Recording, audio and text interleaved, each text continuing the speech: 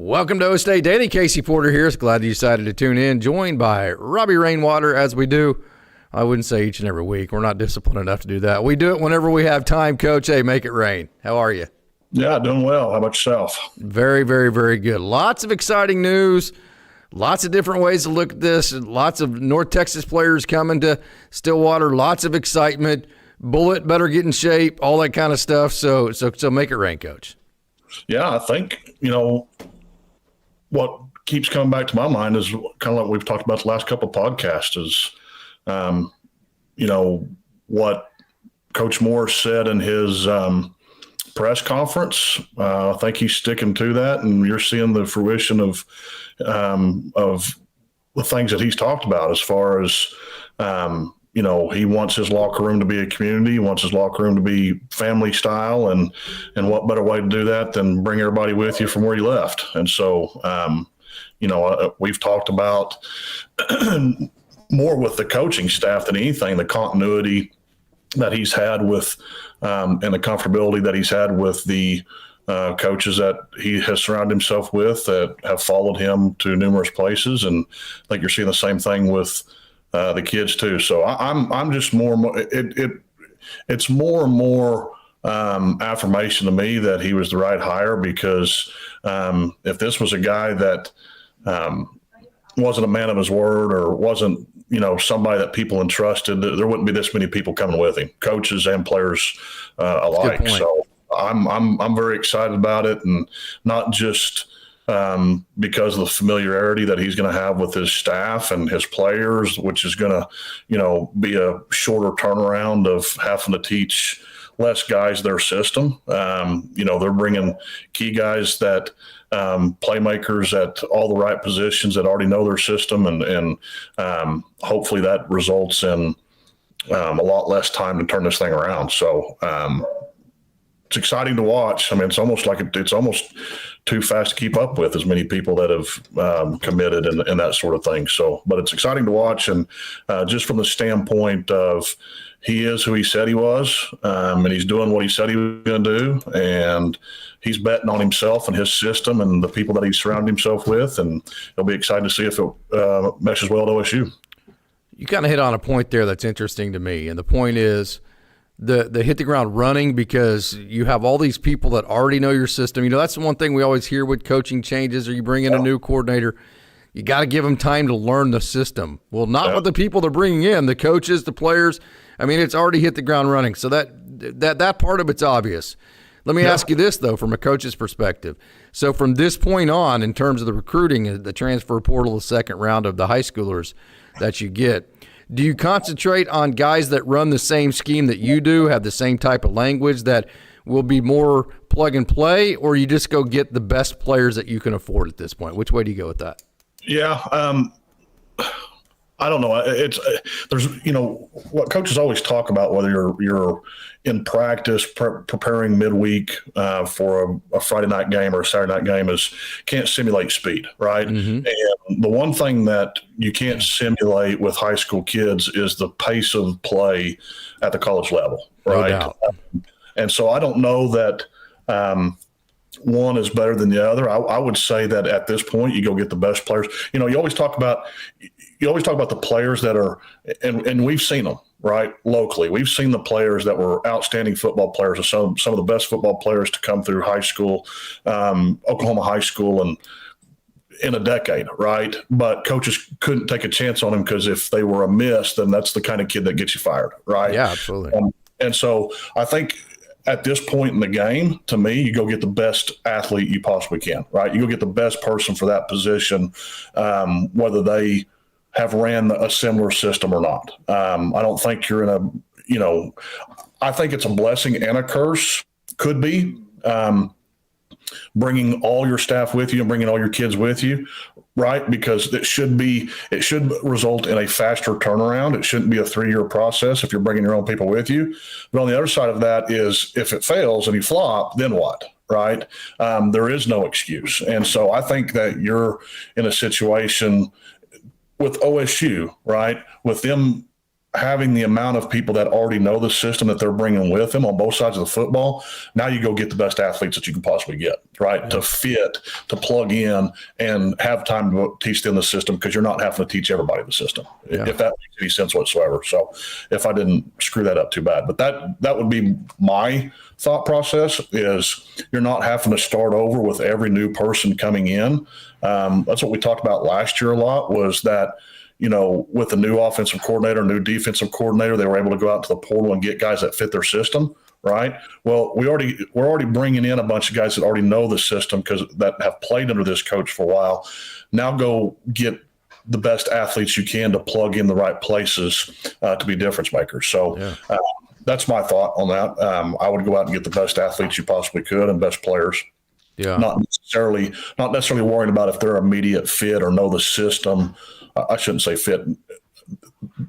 It may take time for them to progress through and learn the system. Hopefully it's kids that you can get in the spring and the second semester and not have to wait till the summer or the fall. So, but yeah, I think you go out and get the best athletes you can possibly get, knowing that you already have a multitude of kids that know the system.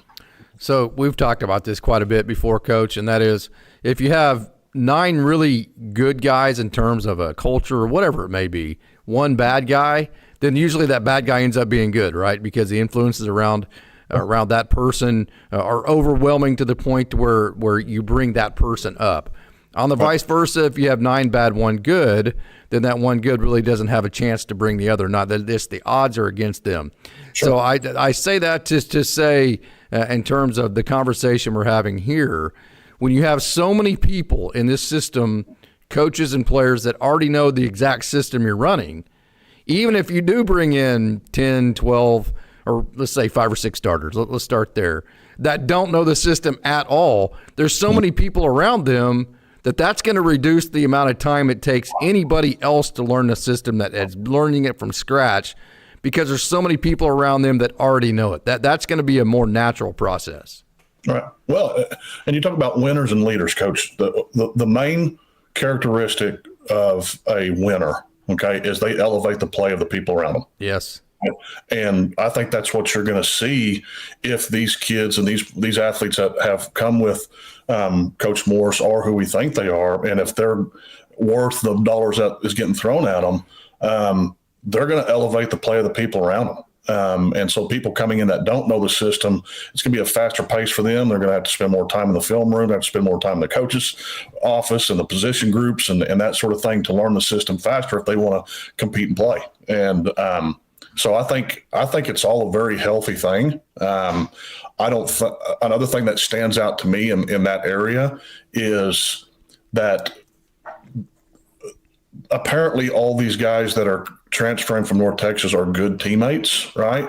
And there's not a bad apple in them, because if there was, somebody would have not came, right? Somebody would have defected somewhere else. But when you see the multitude and the top end players from that program coming here all together, that tells me that they like to play with each other, that they had a healthy relationship in the locker room, like Coach Morris talked about in his press conference, that they had a healthy relationship on the field, and that they enjoyed playing together, and there's not a turd in the group, right? Mm-hmm. Either that or they're all turds, one of the two. But all that being said, only rainwater would come up with that.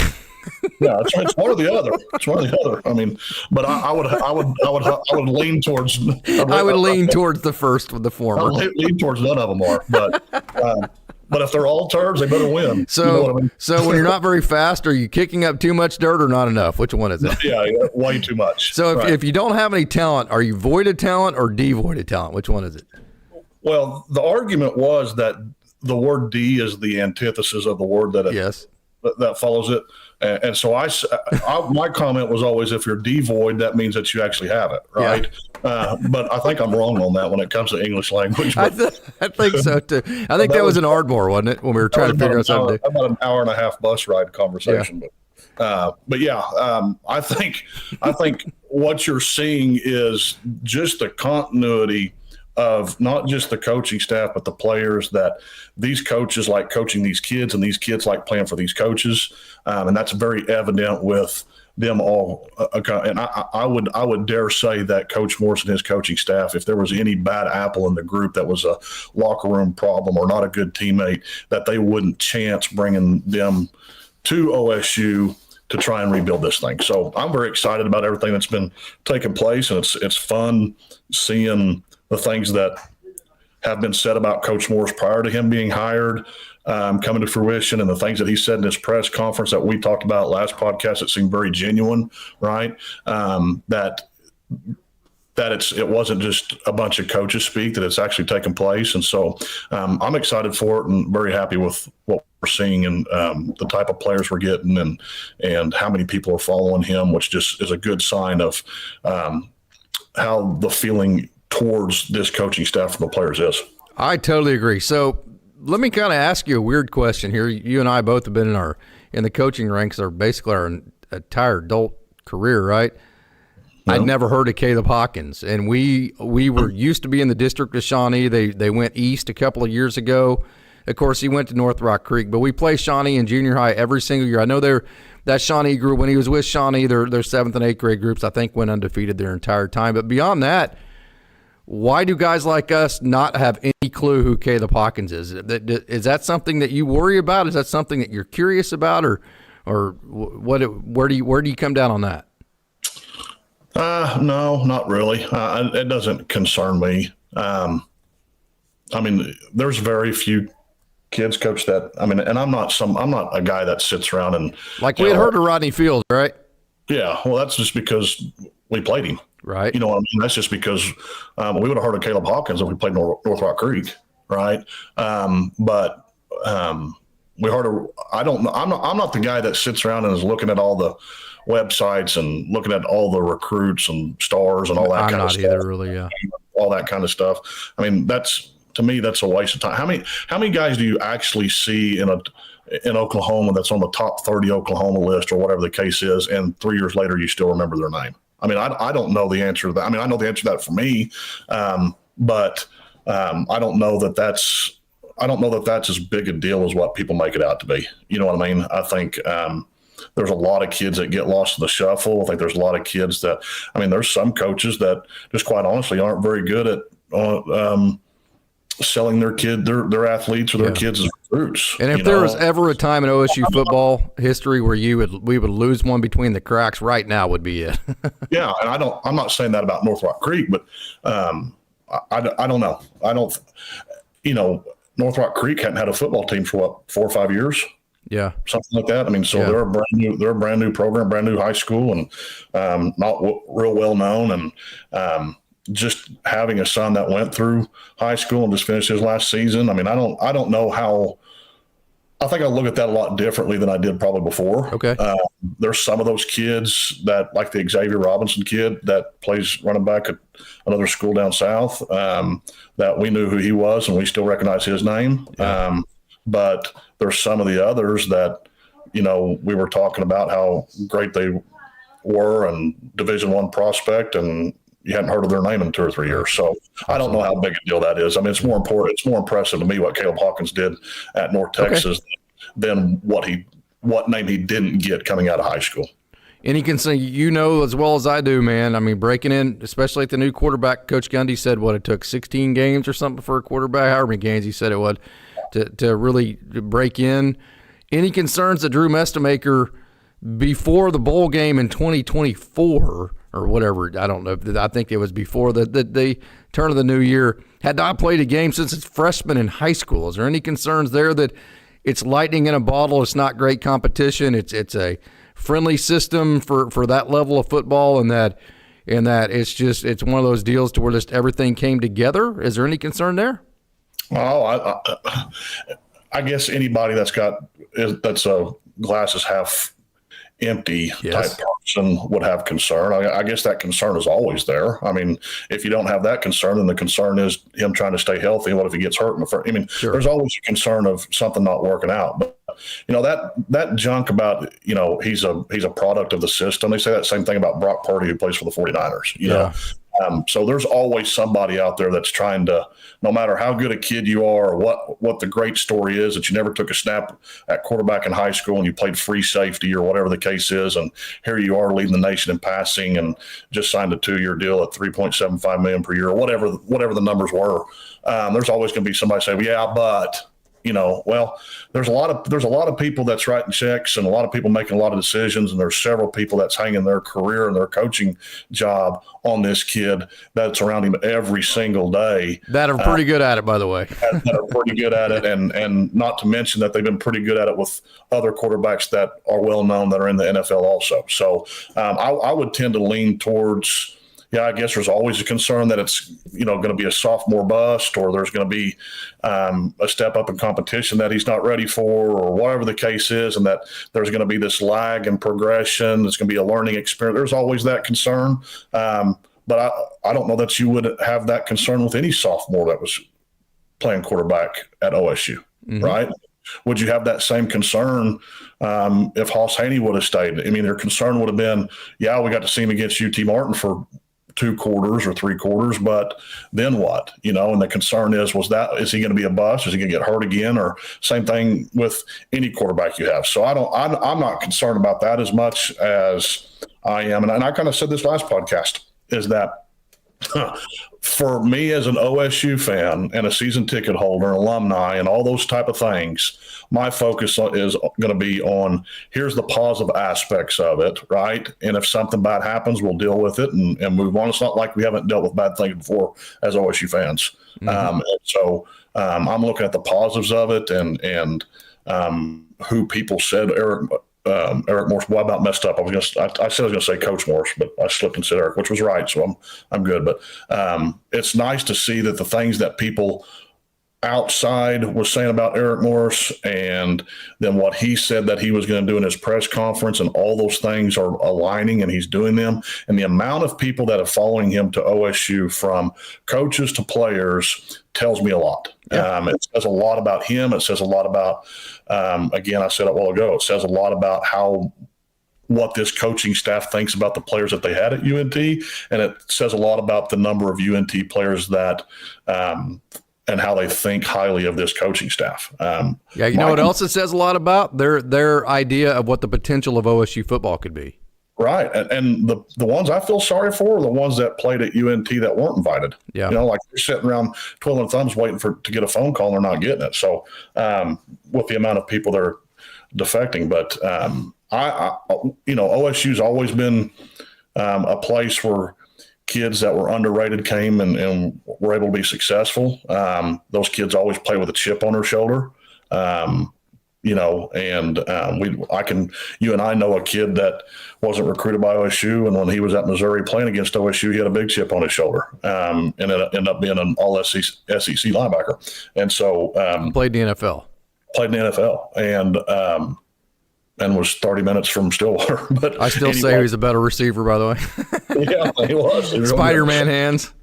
Yeah, and to think about when he was a freshman, who those receivers were. You talk about Kent, Dante, and Cantrell all at the same time. Yeah. Anyway, that's I'm excited in the positive aspect of getting off this roller coaster, right? And see one thing that's good or hear something that's good, and then it doesn't come to fruition, or whatever the case is. Everything right now is on an upward trajectory, and everything's following what people said that they were going to do, and it's going to be exciting to watch. And like I said, OSU's always been a place where kids that were underrated come in, played with a chip on their shoulder, and end up being really good college football players. And I don't suspect that we'll see anything different from these kids. You want to know one thing I'm very excited about that is getting lost in the weeds right now of all the excitement of the UNT players, the new coaches and all that? Gavin Freeman, I think, is going to have 1 million catches next year. I mean, in this system, Gavin Freeman was a dude last year, period, any discussion. I mean, he carried the ball. He got third downs. He got first down. I don't see any way around if Gavin Freeman stays healthy that he doesn't have a huge year, a type of year to where he becomes – a possible NFL guy in this, after next year.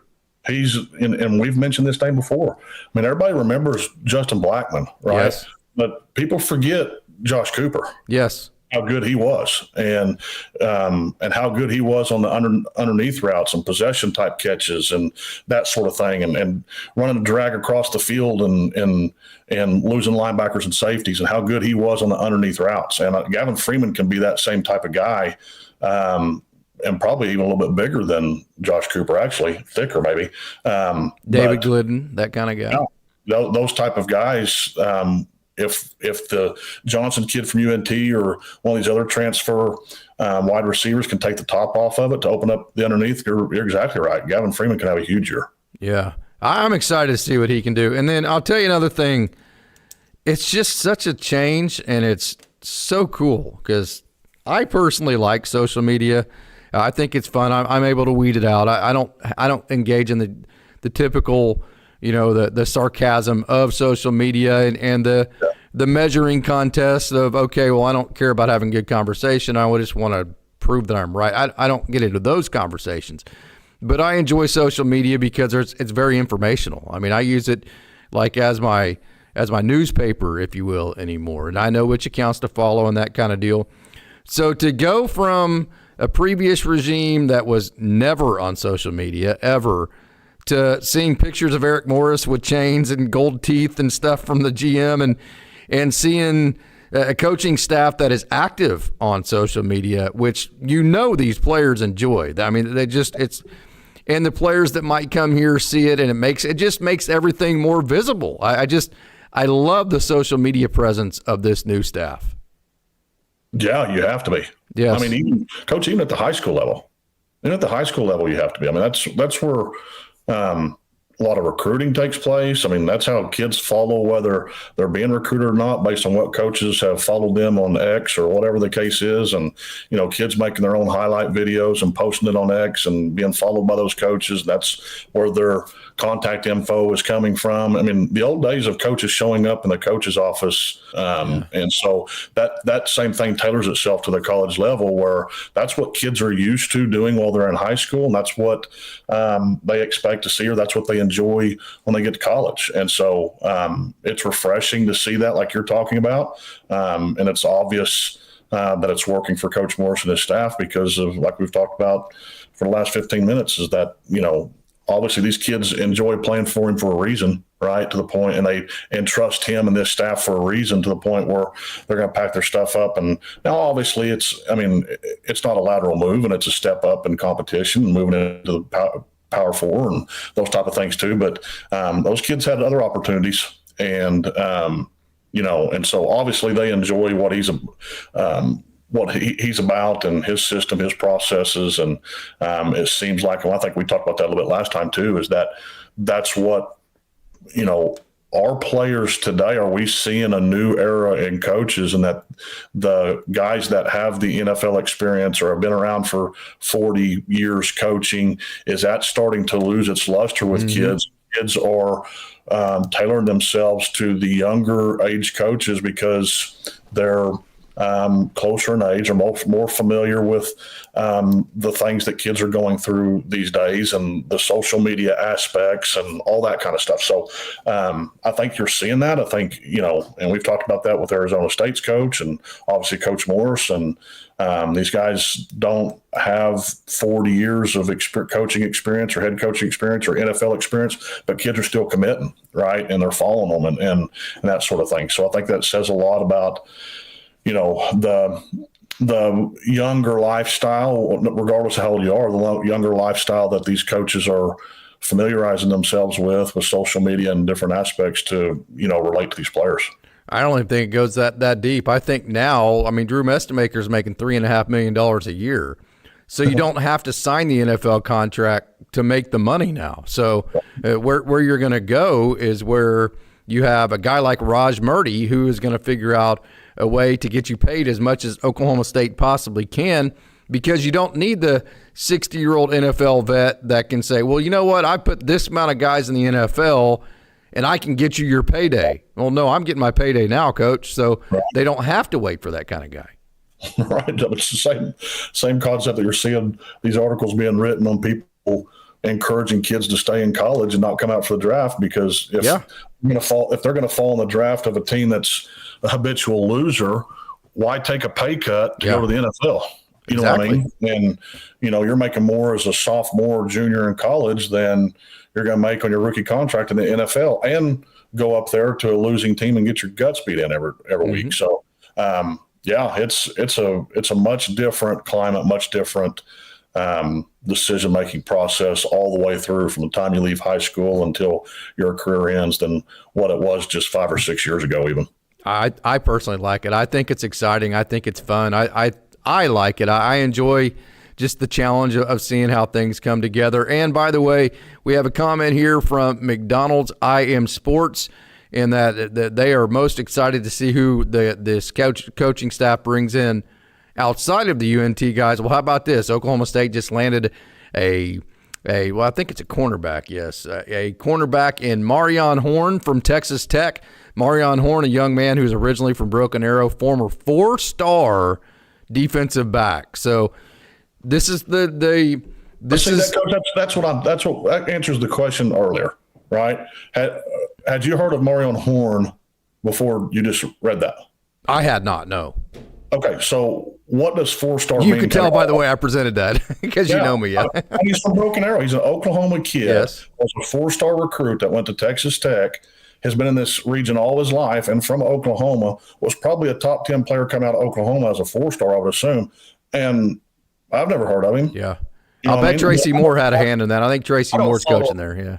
Yeah, and I don't follow like some people do, but that goes back to what I don't follow recruiting either, so I'll just. That's what I was saying earlier about kids slipping through the cracks or things like that. I mean, they slip through the cracks because somebody is putting stars next to kids' names that who knows if it's accurate or not. Yep. You know what I mean?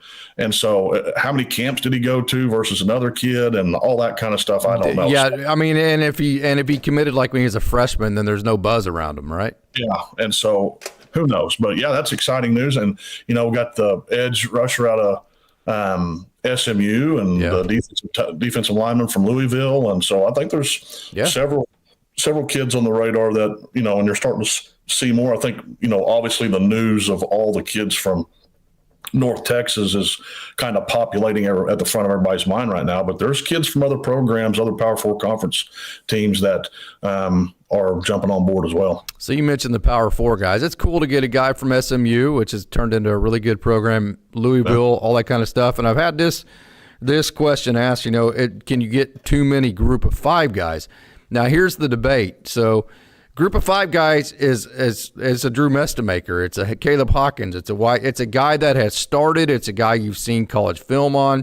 It's a starter. You know the culture of the player, that kind of deal. Typically speaking, especially at Oklahoma State, if you get a Power 5 guy from a different Power 5 university, you're looking at a guy that either wasn't a starter and is looking for a different place because they didn't start where they were at, or they were a starter and they were looking for a paycheck. So just because you're getting a bunch of group of 5 guys, that doesn't mean that you're not getting actually better players than you would have if you plucked out of – because if you're at a Power 5 and you're a starter and you're getting paid what you want to get paid and you like the program you're at, why do you transfer? But, a lot of guys won't. So a lot of times a Power 5 transfer is going to be either a guy that didn't start and is looking for a place they can start at, which that's not great, or they're looking for a paycheck instead of a home. We've talked about that. Whereas a Power 4 guy a group of 5 guy is a guy that has started his entire career, has proved to be a hell of a player, and is now stepping up because they're getting their chance finally to step up. It goes back to what we were just talking about, is that the reason why the group of 5 guy is a group of 5 guys because he was overlooked because of a recruiting service. Or they've developed a lot in the last year or two, like Caleb star rating, or they graduated high school and they were 5'11" and 180 pounds, and by the end of their freshman year, they were 6'3", 215. There's a lot of different factors that go on that. Yep. If anybody worries about group of 5, did anybody watch Ole Miss quarterback? Yeah. Who played at Ferris State last year? Yeah, he was awesome.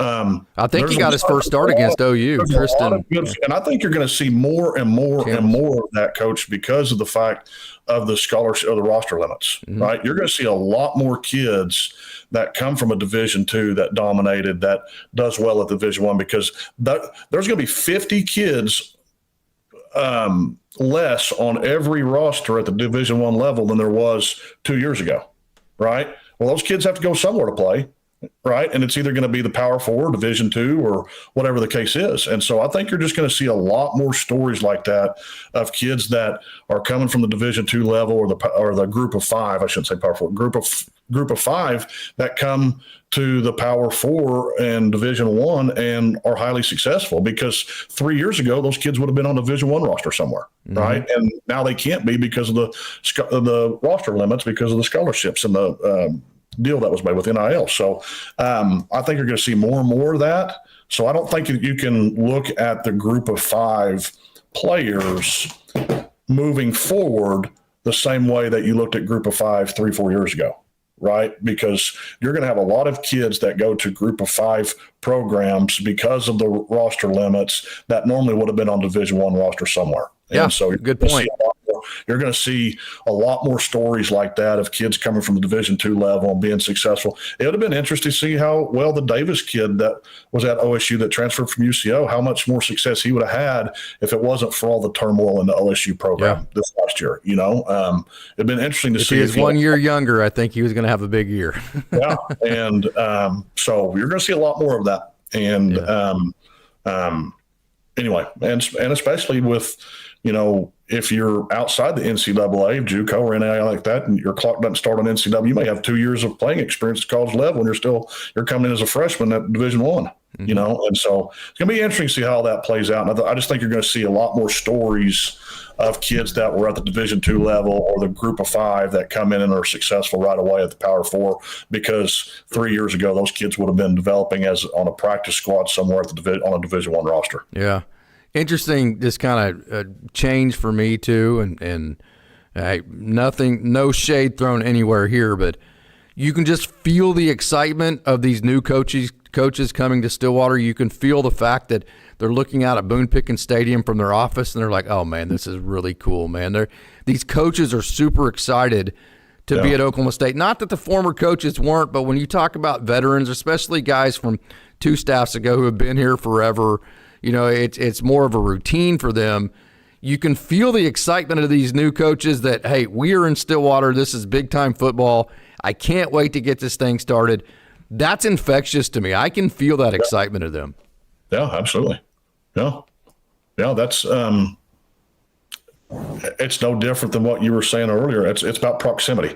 Yeah. Right. What you were saying earlier, if you surround yourself with negative people, you're going to become negative yourself. Yes. If you surround yourself with successful people, you're going to become successful, right? You have a better chance to become successful. If you surround yourself with like-minded people that have the same excitement, intensity, enthusiasm, that's coming in with a chip on their shoulder, because whatever reason, right? Or we're young and dumb, and from the Group of Five, let's go prove everybody how good we are, and that's infectious, and people are excited, and I think it just goes a long ways from what we've already mentioned several times, and that is he is who people said he was, and he's doing what he said he was going to do, right? That goes a long way with the excitement that follows that, is when somebody actually stands up in front of a podium in a suit and tie and says, here's who we are, and here's what we're going to do, and here's who we're going to be, and you see that come to fruition. Check. Yeah, in a fast manner, and then you throw in that just the amazing continuity that this staff and players have together, that they're all willing to pack their bags and go to the same place. Just infectiously gets you excited even more, because there's nothing negative about that. You know what I mean? I shouldn't say there's nothing negative. I mean, somebody can find something negative about it. But to me, all it screams is these players love the coaches, and these coaches love these players, and they're going to come in and they're going to turn this thing around quickly, and they're going to prove everybody, all the naysayers that say, oh, or we got too many Group of Five guys, or they were, we're bringing too many kids, and they didn't have tough enough competition, blah, blah, blah, blah, blah, blah. Well, we're fixing to find out, right? Yeah. But at the very least, they are who they said they were, and that's exciting enough for me. Best of all worlds, and we're both in a pretty damn good mood, and that's not always the case. We can get pretty bitchy as fast as anybody. Yeah, you say the word, and I'll turn negative right now. So, best of all worlds, we talk about all the time. Oklahoma State doesn't necessarily need an alum but it's a niche type of place enough to where it does need a fit. And so I think Oklahoma State has the best of both worlds going here, because I think you needed to move away from alum because you just needed to clear the mojo, right? You just needed to get it back to zero before you can build it back up. So Oklahoma State, I think it was perfect that they went outside of the Oklahoma State alum tree to go get Eric Morris. But then at the same time, although he's not an Oklahoma State alum, he doesn't have any of the juju of the Mike Gundy era in terms of playing for it or coaching under it or having any experience other than not being able to beat it as a player and a coach. He doesn't have anything of that. So he's going to be able to start at zero. But yet, at the same time, doesn't it feel like he is an OSU guy already? Yeah, and so let me ask you this: do you think it was more? And both of these questions may have been subconscious in this whole process. I don't know. Do you think it was more of going outside of alum, or that Coach Gundy has been around this program since the mid 80s? You couldn't go get an alum that didn't have some attachment to Gundy. I'm in that. I think that was. I don't think that was the determining factor. I think the determining factor was Eric Morris is a hell of a good coach, and I think whenever Chad evaluated the whole thing, he was the best coach that was the best fit, that was going to be able to bring in the best players and have the most familiarity with this area of recruit. I think all of that went into it. But I think one part of the absolute great fit to it was that he did not have a connection to Coach Gundy, right, and that was going to allow this program to completely reset from a culture perspective. Yeah, no, I agree. And the answer that I would have answered to that is I don't think that in this situation, if you had two guys that flip a coin, so to speak, that there wasn't really something that separated one from the other. I don't know that being an alum would have been the tiebreaker, right? Not me. It would have been a tiebreaker the other way. It would have been a deal breaker. To me, yes. It would have been to me. In order to have hired another alum, they were going to have to be significantly better than. That was one of my drawbacks of Zach Robinson. It was going to be a little bit of the same, maybe not, but that was just the way I saw it. Yeah. So I don't remember what your initial question was, but he does. I mean, he's come in, and I think just what he's about and the aura that has surrounded him coming in. And I think Chad did a very good job of selling him to the people. And I think just the name recognition of the people that have spoke on his behalf. And then for him to come in and do exactly what he said he's going to do, I think he's come in and eased a lot of worries and eased tension and anxiety amongst the fan base. He has with me. At the very least. And we talked about that last podcast, is that he's not a city boy that's going to live in Edmond, right? I mean, he's I can name you another coach that didn't work out at Oklahoma State, not the same sport, but yeah. Yeah. And so, he's come in and he's fit in real well, and he's doing all the right things and saying all the right things and kind of laying low, so to speak, and just putting his head down and going to work, and which makes you a good fit at OSU.